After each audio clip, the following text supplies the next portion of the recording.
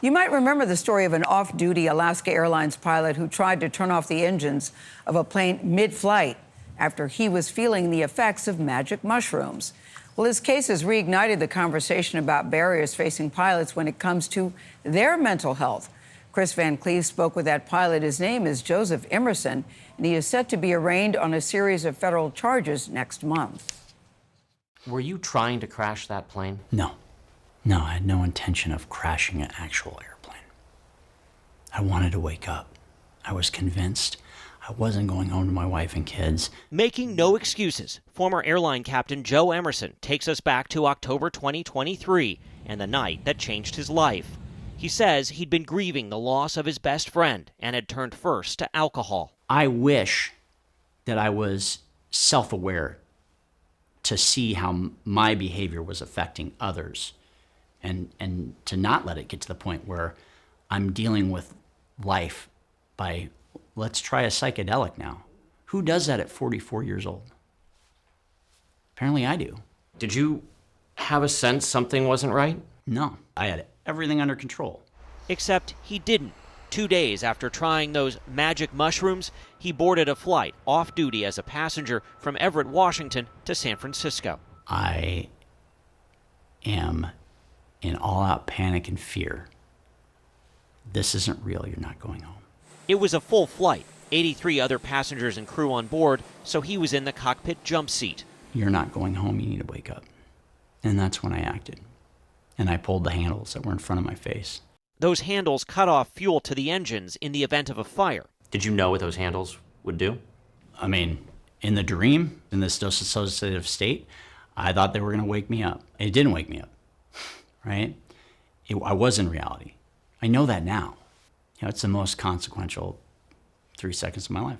The flight crew stopped him. We've got the guy that tried to shut the engines down out of the cockpit. The flight diverted and landed safely in Portland, Oregon. Emerson was arrested, but the incident sparked a growing debate over pilot mental health. Disclosing mental health issues can lead to a pilot being grounded by the FAA, putting their ability to work at risk for an extended period of time, often lasting years. A 2022 study estimated 56% of pilots avoid seeking medical care due to fear of being grounded. I came to an understanding or a misunderstanding that I needed to be perfect on paper.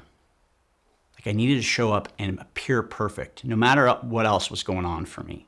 The NTSB has since held a first-of-its-kind pilot mental health forum, and the FAA launched a review of its policies. Both called for changes to address barriers to care. The goal really simply is to make our skies safer and make our pilots safer. That's it. Illinois Democrat Sean Casten and Minnesota Republican Pete Stauber are leading an effort in Congress to enact those reforms within 2 years and hire additional medical examiners. Our pilots and the air traffic control workers are not going to lose their job when they ask for help. We in this country must recognize that that's strength, and then they ought not to be punished.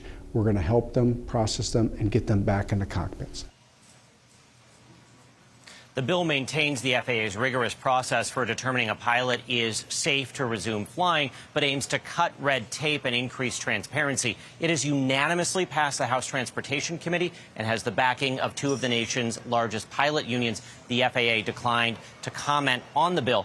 Emerson says he takes responsibility for his actions. He is facing more than 80 state and federal criminal charges. He and his wife have started a nonprofit, Clear Skies Ahead, aimed at improving pilot health and wellness. Tony? Chris, thank you very much. I mean, improving pilot health and wellness is really important. Yes. From the FAA perspective, secrets are dangerous. You don't want anyone hiding anything. They need to come forward, say, hey, my hand is raised, I need help, and trust that there is a path back for them to work if they follow the right steps. You could see why pilots would be reluctant. That's why I admire Mr. Emerson so much for speaking up.